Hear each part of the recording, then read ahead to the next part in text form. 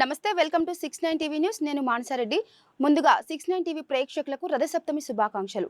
Headlines చూద్దాం.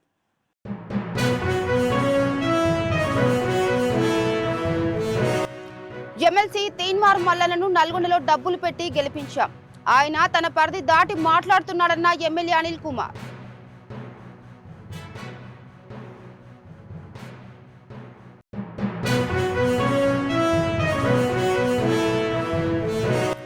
₹32 లక్షల వ్యయంతో జూబ్లీహిల్స్ లో హెర్బల్ గార్డెన్ ఏర్పాటు, పార్కు సుందరీకరణ పనులను పరిశీలించిన మంత్రి పొన్నం ప్రభాకర్.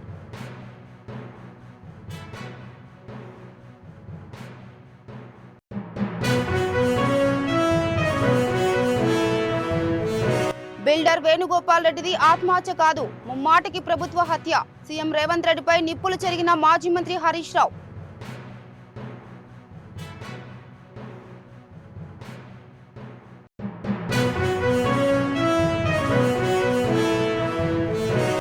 జనసేన అధినేత పవన్ కళ్యాణ్ దాడులను ప్రోత్సహించే వ్యక్తి కాదు. ముద్రగడ ఇంటిపై దాడిని ఖండించిన కుమార్తె బార్లంపూడి క్రాంతి.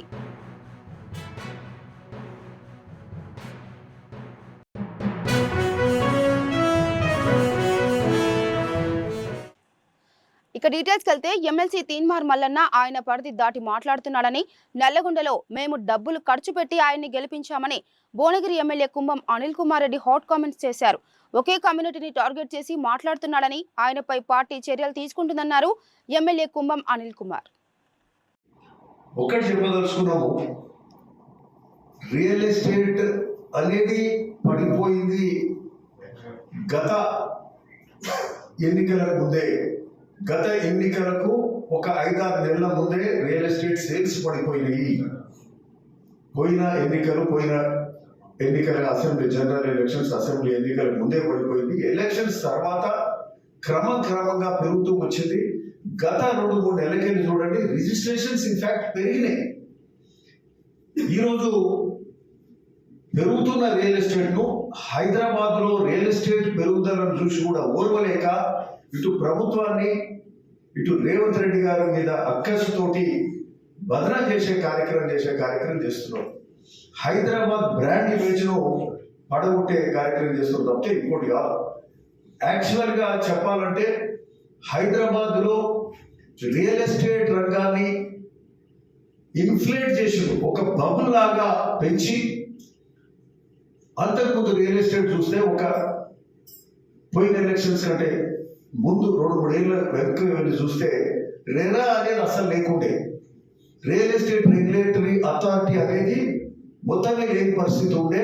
దానికి సోమేష్ కుమార్ గారు ఆనాటి చీఫ్ సెక్రటరీ గారే ఇన్ఛార్జ్. ఆయన ఒక 10-12 శాఖలు ఇన్ఛార్జ్ గా ఉండేది. ఏది కూడా చూసుకోలేని పరిస్థితి. అంటే ఒక రెగ్యులర్ పోస్ట్ అనేది దానికి ఇవ్వకుండా రెరా అథారిటీ కూడా లేకుండే. రెరా అథారిటీ మన కాంగ్రెస్ ప్రభుత్వం వచ్చినాక ప్రజాపాలన కొత్త రెరా అథారిటీ కూడా ఇచ్చిండ్రు. రెరా రెగ్యులేటరీ అథారిటీ కాకుండా real estate RERA tribunal, అప్లెట్ tribunal కూడా ట్రిబ్యునల్ అథారిటీని కూడా జస్టిస్ రాజశేఖర రెడ్డి గారిని కూడా అపాయింట్ చేసింది.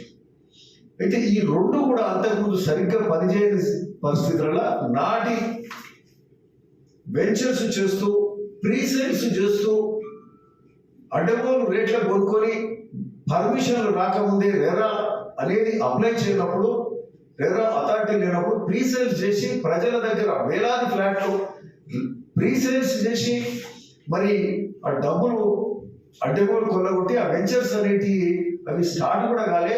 అనేక మంది, చాలా మంది మరి ఈ ప్రజలు చాలా మంది ఫ్లాట్లు కొనుక్కొని మధ్యతరగతి ప్రజలు మోసపోయిన పరిస్థితి ఆనాడు ఉండే.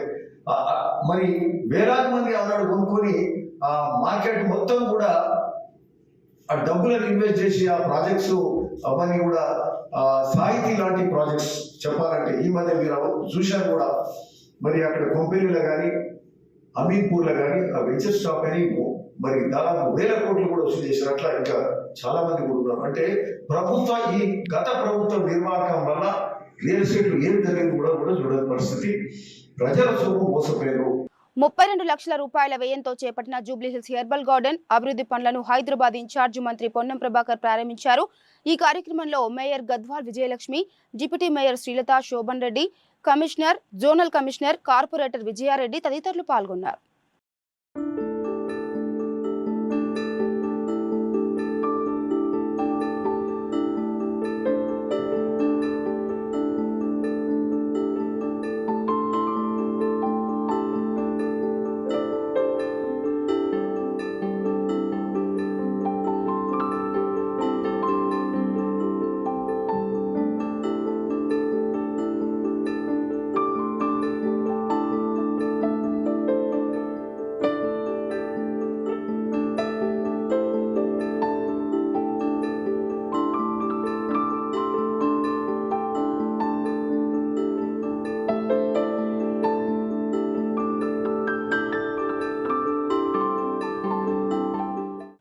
కాంగ్రెస్ పార్టీ అసమర్థ పాలనతో ఆత్మహత్య చేసుకున్న బిల్డర్ వేణుగోపాల్ రెడ్డి నివాసంలో ఆయన కుటుంబ సభ్యులను మాజీ మంత్రి హరీష్ రావు పరామర్శించారు. వేణుగోపాల్ రెడ్డి ఆత్మహత్యకు గల కారణాలు హరీష్ రావు అడిగి తెలుసుకున్నారు. రియల్ ఎస్టేట్ లో నష్టాలు వాటిల్లి వేణుగోపాల్ ఆత్మహత్య చేసుకున్నాడని కుటుంబ సభ్యులు ఆవేదన వ్యక్తం చేశారు. ఒకప్పుడు బిల్డర్ అంటే లోన్లు ఇస్తామని బ్యాంకులు వెంటపడేవని, రేవంత్ రెడ్డి ప్రభుత్వం పుణ్యాన ఇప్పుడు బిల్డర్ అంటే బ్యాంకులు లోన్లు ఇవ్వమంటూ మొహం చాటేస్తున్నారని హరీష్ రావు అన్నారు. బిల్డర్ వేణుగోపాల్ రెడ్డిది ఆత్మహత్య కాదు, ఇది ముమ్మాటికి రేవంత్ రెడ్డి ప్రభుత్వం చేసిన హత్య అని హరీష్ రావు ఆగ్రహం వ్యక్తం చేశారు. వచ్చి ఆ కుటుంబ సభ్యుల్ని కలిసినప్పుడు వాళ్ళ మాటలు వింటుంటే నిజంగా కళ్ళల్లో నీళ్లు తిరుగుతా ఉన్నాయి. ఈరోజు వేణుగోపాల్ రెడ్డి ఆత్మహత్య ఒక రకంగా చెప్పాలంటే ఇది కాంగ్రెస్ ప్రభుత్వం యొక్క హత్య. వాళ్ళ వైఫ్ చెప్తా ఉంది పాపం, ఎక్కడ ఏ బ్యాంకుకు వెళ్ళి అప్పు పెట్టినా నువ్వు బిల్డరు, నీకు అప్పు ఇవ్వమన్నారట. ఒకప్పుడు బిల్డర్ అంటే లైన్లు కట్టి క్యూలు కట్టి అప్పులు ఇచ్చిన బ్యాంకులు 14 నెలల కాంగ్రెస్ ప్రభుత్వ పరిపాలన పుణ్యమాని బిల్డర్ అంటే అప్పు పుట్టని పరిస్థితి వచ్చింది. భార్య పేరు మీద లోన్ ట్రై చేశారట పాపం. కో అప్లికెంట్గా భర్త పేరుంటే నీ భర్త బిల్డరు, నీకు లోన్ ఇయ్యము అన్నారట. ఈ 13 నెలల కాంగ్రెస్ పాలనలో ఒక్క అపార్ట్మెంట్ కూడా అమ్ముడుపోక, బ్యాంకులకు పోతే అప్పు రాక, ఇంకా దిక్కుతోచని పరిస్థితుల్లో పాపం ఆత్మస్థైర్యం కోల్పోయి వేణుగోపాల్ రెడ్డి ఆత్మహత్య చేసుకున్నాడు. ఎంతో మంది విద్యార్థులు, నిరుద్యోగులు, యువత కొట్లాడి తెలంగాణ తెస్తే కనీసం వాళ్లకు ఉద్యోగాలు కూడా ఇవ్వలేదన్నారు ఎమ్మెల్యే కుంభం అనిల్ కుమార్ రెడ్డి. తెలంగాణ ప్రజలు అసెంబ్లీ ఎన్నికల్లో ఇంటికి పంపి పార్లమెంట్ ఎన్నికల్లో డిపాజిట్లు కూడా రాకున్నా చేసిన వాళ్లకు బుద్ధి రాలేదంటున్న భువనగిరి ఎమ్మెల్యే అనిల్ కుమార్ రెడ్డితో మా ప్రతినిధి భవిత ఫేస్ టు ఫేస్. ప్రస్తుతం మనతో పాటు ఉన్నారు భువనగిరి ఎమ్మెల్యే కుంభం అనిల్ కుమార్ రెడ్డి. సార్ చెప్పండి, మొన్న సీఎం చేసినటువంటి వ్యాఖ్యలు అంటే ఏదైతే కేసీఆర్ చేశాడో, నేను గంభీరంగా ఉన్నాను, నేను కొడితే ఎట్లుంటది అన్న దానికి నువ్వు కొట్టడం కాదు ఫస్ట్ కట్టలేకుండా నిలబడి చూడు అని చెప్పేసి సీఎం రేవంత్ రెడ్డి అన్న వ్యాఖ్యలను ఖండిస్తూ ఈరోజు నిన్న కేటీఆర్ కొన్ని వ్యాఖ్యలు చేశారు. కేసీఆర్ అంటే ఏంటో నీ గురువుని అడిగి చూడు, నీ మాజీ గురువుని అడిగి చూడు, గురువు వాళ్ళ అమ్మని అడిగి చూడు అంటున్నారు. ఎట్లా చూడాలి సార్? ఇప్పుడు టోటల్ గా ఫెయిల్ అయినరు, టోటల్ వాళ్ళ సిస్టమ్ ఫెయిల్ అయింది. 10 ఏళ్ల పాటు తెలంగాణను దోసుకున్నారు, తెలంగాణను ముంచుండ్రు. తెలంగాణ ఏర్పడ్డదే తెలంగాణ నీళ్లు, నిధులు, నియమాల కోసం. విద్యార్థులు, యువత ప్రాణాలు బలిదానాలు చేసిండ్రు. ఆ ప్రాణాలు ఇచ్చిన యువతకు కూడా ఉద్యోగాలు ఇవ్వలేని పరిస్థితి. పరీక్షలు పెడితే ప్రశ్నాపత్రాలు లీక్ అవుతాయి. యువతకు, తెలంగాణ యువతకు మేలు చేయలే. తెలంగాణలో కట్టిన ప్రాజెక్టులు కూలిపోతాయి. లక్షల కోట్లు అప్పులు తెచ్చిపెట్టిండ్రు, తెలంగాణ రాష్ట్రాన్ని అప్పులు చేసిండ్రు, ముంచిండ్రు. ఓ ప్రాజెక్టు దేశంలో, ప్రపంచంలో కూడా ఇంత పెద్ద ప్రాజెక్ట్ ఎక్కడ కూలదు. 1,00,000 కోట్లు పెట్టి కట్టిన ప్రాజెక్ట్ కూలితే మరి ఈరోజు తెలంగాణ ప్రజలకు బుద్ధి చెప్పిండ్రు. ఫోన్ ట్యాపింగ్లు చేస్తారు, రాజకీయ నాయకులు చేసిండ్రు, జడ్జిల కూడా ఫోన్ ట్యాపింగ్లు చేసిండ్రు, మహిళా జడ్జిలు కూడా చేసిండ్రు అని పేపర్లలో చదివినాము. అంటే ఆ విధంగా చేసిన వాళ్ళు అంటే అన్ని మోరల్స్ అన్ని కూడా దాటి అన్ని విధాల తెలంగాణ సమాజాన్ని నష్టపరిచి ఇబ్బంది పెట్టిన వాళ్ళకు తెలంగాణ ప్రజలు బుద్ధి చెప్పిర్రు. బుద్ధి చెప్పినాక ఇంటికి పంపిర్రు. అసెంబ్లీ ఎన్నికల్లో, పార్లమెంట్లో మళ్ళా డిపాజిట్ రాలే. ఈ రోజు వాళ్ళు చిన్న చిన్న విషయాలను పెద్దగా చేసి ప్రభుత్వాన్ని, ముఖ్యమంత్రి గారిని బదనాం చేసే కార్యక్రమం చేస్తారు. ఇది తప్పని ఇది చెప్తా ఉన్నాం. రేవంత్ రెడ్డి గారు ఖచ్చితంగా గట్టిగానే మాట్లాడిండు. ఫస్ట్ నువ్వు చక్కగా నిలబడ్డాక చెప్తాము, నిలబడి కట్టె లేకుండా నిలబడి అప్పుడు మాట్లాడాయా అని రేవంత్ రెడ్డి గారు మాట్లాడారు. కేసీఆర్ అంటే ఒక హిస్టరీ, కానీ రేవంత్ రెడ్డి అంటే ఒక లాటరీ. అంటే టికెట్ లేకుండానే లాటరీ కొట్టిండు, ముఖ్యమంత్రి అయ్యిండు. ఇలాంటి ముఖ్యమంత్రులు ఎంతో మందిని చూస్తాము అంటున్నారు. ఈరోజు తెలంగాణ ప్రజలను మెప్పించిండు. తెలంగాణ ప్రజలకు ఒక మోసం చేసే నాయకుడిని కొట్టగలిగే స్థోమత ఉన్న నాయకుడు రేవంత్ రెడ్డి అని తెలంగాణ ప్రజలు గ్రహించారు. కాబట్టి రేవంత్ రెడ్డి వెంట ఉండి ఈరోజు కాంగ్రెస్ ప్రభుత్వాన్ని ప్రజాపాలన తీసుకొచ్చారు. అక్కడ కేసీఆర్ నిలబెట్టారు, రేవంత్ రెడ్డి గారు ముఖ్యమంత్రి. ఇది తెలంగాణ ప్రజల అభిష్టం. దీన్ని ప్రశ్నించడానికి ఎవరికి లేదు. ఈరోజు కేసీఆర్ అనేటోడు జీరో అయిపోయింది. ఈరోజు కేసీఆర్ గురించి మాట్లాడాల్సిన అవసరం లేదు. కేసీఆర్ ఇంటికి పంపించారు. మా పథకాలు ఈ అమలు చేసే కార్యక్రమంలో కొంచెం వెనుక ముందు డబ్బుల కేసీఆర్ చేసిన అప్పుల వల్ల ఈ రాష్ట్ర బడ్జెట్ కొంత ఇబ్బంది ఉన్న పరిస్థితులలో వెనుక ముందు అవుతా ఉన్నాయి ఇవన్నీ కూడా. సో ఈ సందర్భంగా తప్పితే ఈ అన్ని పూర్తిగా ఒక 1-2 monthsలో అన్ని అయిపోయినాక తెలంగాణ రాష్ట్రంలో ఈ అన్ని పథకాలు చేసినాక కాంగ్రెస్ పార్టీ పట్ల, ప్రజాపాలన పట్ల పూర్తి అంకిత భావంతో తెలంగాణ ప్రజలు. కేసీఆర్ ఎడ్డమంటే రేవంత్ రెడ్డి తెడ్డమంటాడు, అదే ఆయన భావన. ఎందుకంటే రైతు బంధు నాట్లు వేయక ముందుకే అకౌంట్లలో పడేది టంగ్ టంగ్ అని చెప్పేసి మనం చెప్తే వాళ్ళు టాక్ టాక్ అని చెప్పేసి వాళ్ళు మాట్లాడుతున్నారు. అంటే వాళ్ళకి ఏమనాలో కూడా అర్థం కావట్లేదు. అంటే ఎడ్డమంటే తెడ్డమని అనాలని వాళ్ళు అంటారు. మేము అడగాలంటే కేసీఆర్ మొదటి 5 ఏళ్ళు 10 ఏళ్ల పాలన మొదటి 5 ఏళ్ళు రుణమాఫీ చేయాలంటే 4 ఏళ్ళు పట్టింది ఆయనకు. అది మితికింది. 2-5 ఏళ్ళు రుణమాఫీ అసలు చేయలేదు. దానికి ఏమనాలి? మేము మొదటి సంవత్సరంలో రుణమాఫీ చేసినాం కదా, అది 1 లక్ష కాదు 2 లక్షలు చేసినాం. సో మేము ఎక్కడ, వాళ్ళు ఎక్కడ? ఈరోజు ఈ చేసే క్రమంలో రైతు భరోసా ఇప్పుడు జరుగుతూనే ఉంది. ఆల్రెడీ ఈ నెలలో జరుగుతుందనే చెప్తున్నాం కదా. వాళ్ళు సంవత్సరాలు రుణమాఫీ చేయలేదు. మేము 1 నెల 2 నెలలు పోయేది ఏం లేదు కదా. ఖచ్చితంగా ఇవన్నీ కూడా జరుగుతాయి. రైతు భరోసా జరుగుతుంది, రైతు రుణమాఫీ 2 లక్షలు దేశంలో ఎక్కడ లేనట్టు ఇక్కడ చేసినాం. రైతు భరోసా జరగబోతుంది, పెంచిన రైతు భరోసా అది కూడా. సో ఇవన్నీ ఖచ్చితంగా బాగా జరుగుతాయి. ఎవరు భయపడాల్సిన అవసరం లేదు, వచ్చేది కేసీఆర్ రాజ్యమే అంటున్నారు. మళ్ళీ ఇవన్నీ దొంగ మాటలు. వాళ్ళు ఏదో నిన్న మొన్న ఒక్కటేం చెప్పాలంటే వీళ్ళు బాగా మాటలు నేర్చినట్లు మాయా మాటలు మాట్లాడతారు. సో వీళ్ళు మేము చెప్పింది మళ్ళీ తెలంగాణ ప్రజలు నమ్ముతారని అనుకుంటారు తప్పితే తెలంగాణ ప్రజలు ఆల్రెడీ మరి వాళ్ళు ఏంటో అర్థమైంది. వాళ్ళకి మరొకసారి అవకాశం ముచ్చట్లేదు. రేవంత్ రెడ్డి గారు బాగా చేస్తుండ్రు. మళ్ళా కూడా మాదే పాలన, ఇంకా 5 ఏళ్ళు కూడా మాదే పాలన. బీసీ కులగణన పేరు మీద కాంగ్రెస్ ప్రభుత్వం చేసినటువంటి లెక్కలు అన్ని కాకి లెక్కలని కవిత ఆరోపిస్తుంది. ఇది అధికారుల యంత్రాంగం చేసింది. అంటే మేము తక్కువ చేసి ఎక్కువ చేసి అవసరం ఏంటి? అవసరం దేనికోసం అవసరం? అవసరం మాకు లేదు. ఇది న్యాయబద్ధంగా జరిగింది. అధికార యంత్రాంగమే చేసింది. 1,00,000 మంది 1,03,000 అధికారులు చేసిన దాన్ని తప్పు పట్టాల్సిన అవసరం లేదు. ఈ ప్రతిపక్షం కదా మేము ప్రతిదీ ప్రశ్నిస్తామంటే అది వాళ్ళ ఇష్టం. అంటే అసెంబ్లీ ఎన్నికల్లో ఇంటికి పంపి పార్లమెంట్ ఎన్నికల్లో డిపాజిట్ కూడా కోల్పోయినటువంటి వాళ్ళు ఇప్పుడు మాట్లాడుతున్నారని చెప్పేసి ఎమ్మెల్యే ఆరోపిస్తున్న పరిస్థితి కనబడుతుంది. ఖచ్చితంగా ప్రజల చేత ఎన్నుకోబడ్డటువంటి వాళ్ళు సీఎం అని చెప్పేసి వాళ్ళని ఎవరు దూషించాల్సిన అవసరం లేదని చెప్పేసి కూడా వాళ్ళు ఆరోపిస్తున్నారు. కెమెరా పర్సన్ శ్రీకాంత్, భవిత, 690 TV, హైదరాబాద్. హైదరాబాద్ లో మస్తాన్ సాయితో పాటు కాజా అనే వ్యక్తిని కూడా నార్సింగి పోలీసులు అదుపులోకి తీసుకున్నారు.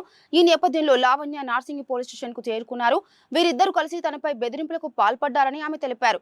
మస్తాన్ సాయి తల్లిదండ్రులు హార్డ్ డిస్క్ కోసం తనను చంపాలని చూశారని అన్నారు. తనకు ప్రాణహాని ఉందని లావణ్య తెలిపారు. దీంతో మస్తాన్ సాయిపై పలు సెక్షన్ల ఆధారంగా పోలీసులు కేసు నమోదు చేశారు. ఇంట్లో ఏం జరిగింది? ఆ రోజు ఏం జరిగింది మేడం?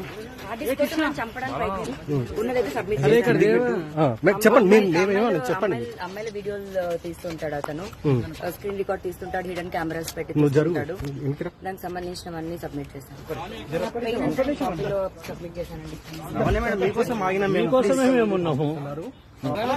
ఇది చిన్న విషయం కాదండి. ఇప్పుడు ఏదైతే బర్స్ట్ అయిందో 2 ఏళ్ల క్రితం జరగాల్సిన కేసు ఒకటి, అప్పటి నుంచి కేసు తప్పుదో పట్టించడానికి నా పైన 7 కేసులు ఇవ్వాల్సి వచ్చింది. నేను ఖచ్చితంగా మాట్లాడతానండి. నాకు రిటర్న్ కాల్స్ వస్తున్నాయి. 1 డే ఆగండి, నేనే వస్తాను బయటికి. నేనే అన్ని ఓపెన్ గా చెప్తాను. థ్యాంక్స్ అండి.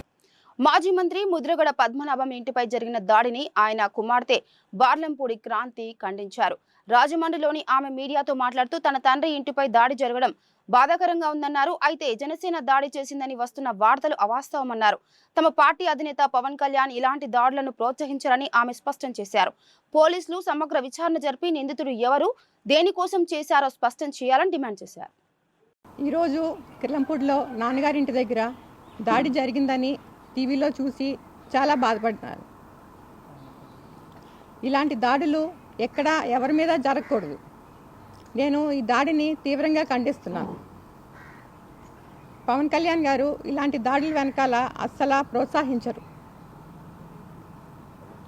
జనసేన నుంచి చేస్తున్నారని చెప్పి ఆరోపణలు, డబ్బులు ఇచ్చి చేయిస్తున్నారని చెప్పి ఆరోపణలు చేస్తూ ఉన్నారు.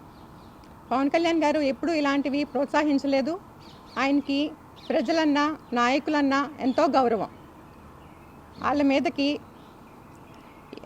ఏం చేసినా సరే వాళ్ళని బాగా ఖండిస్తూ ఉంటారు.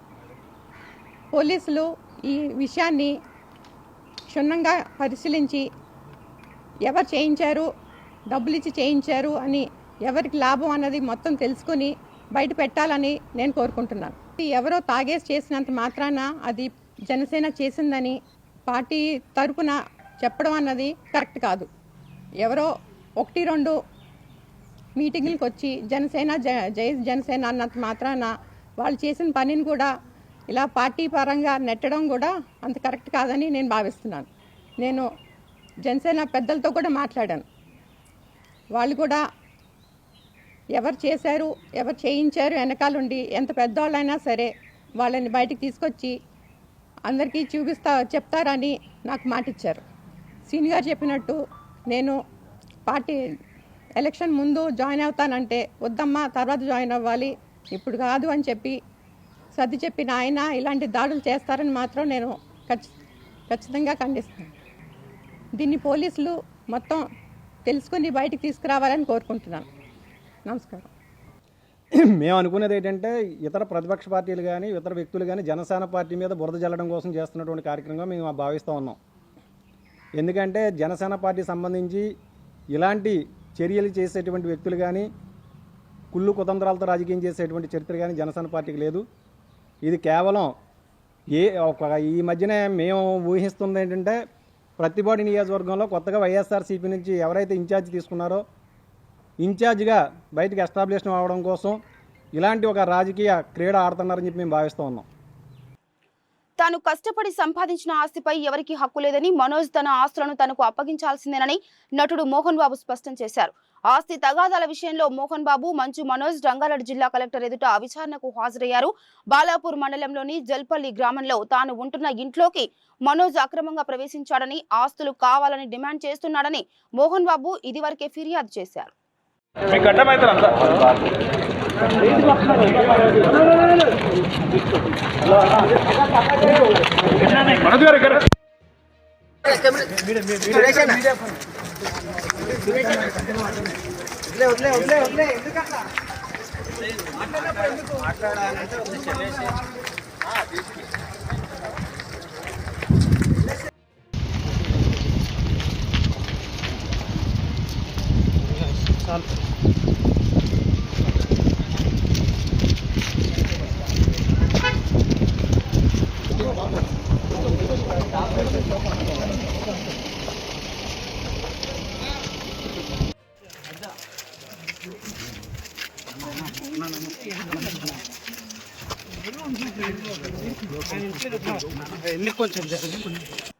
Greater Hyderabad municipal corporation mayor Gadwal విజయలక్ష్మికి తొట్టిలో ప్రమాదం తప్పింది.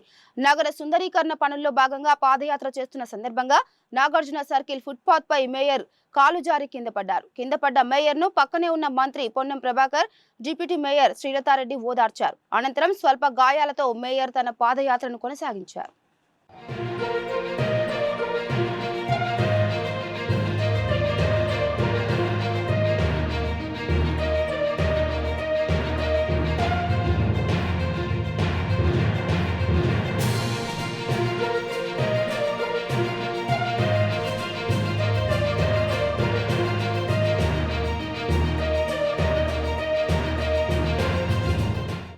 విశాఖ సింహాచల క్షేత్రంలో వారాహ లక్ష్మీ నరసింహస్వామి వారిని విదేశీ భక్తులు దర్శించుకున్నారు.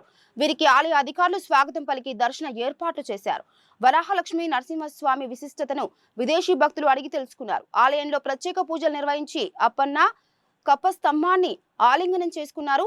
సింహాచలం అప్పన్న స్వామి ఆలయం అద్భుతంగా ఉందని విదేశీ భక్తులు తెలిపారు.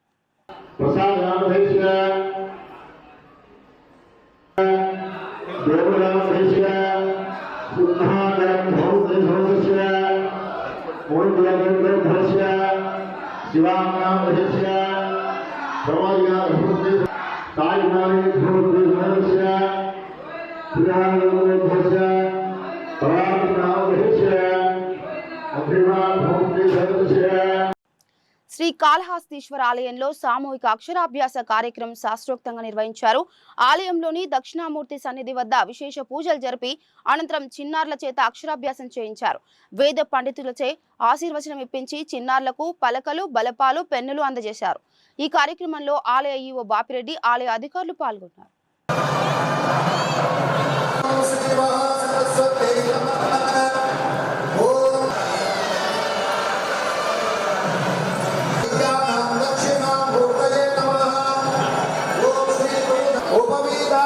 पुष्पाणं समर्पयामि पुष्पाय ओम ऐं श्रीं श्रीमात्रे नमः ओम भवस्य नमः ओम उग्रस्य देवस्य वन्दे नमः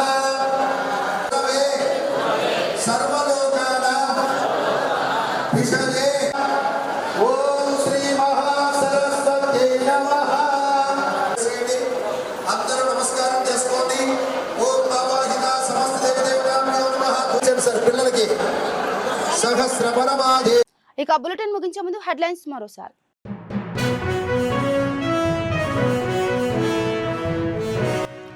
ఎమ్మెల్సీ తీన్మార్ మల్లన్నను నల్గొండలో డబ్బులు పెట్టి గెలిపించాం.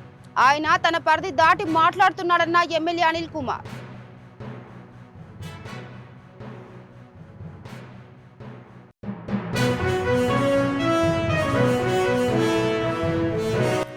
$32 లక్షల వ్యయంతో జూబ్లీహిల్స్ లో హెర్బల్ గార్డెన్ ఏర్పాటు, పార్కు సుందరీకరణ పనులను పరిశీలించిన మంత్రి పొన్నం ప్రభాకర్.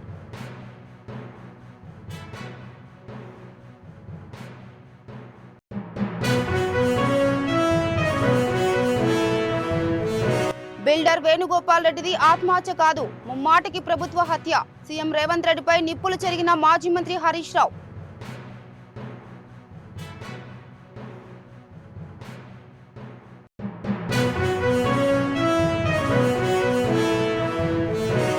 జనసేన అధినేత పవన్ కళ్యాణ్ దాడులను ప్రోత్సహించే వ్యక్తి కాదు. ముద్రగడ ఇంటిపై దాడిని ఖండించిన కుమార్తె బార్లంపూడి క్రాంతి.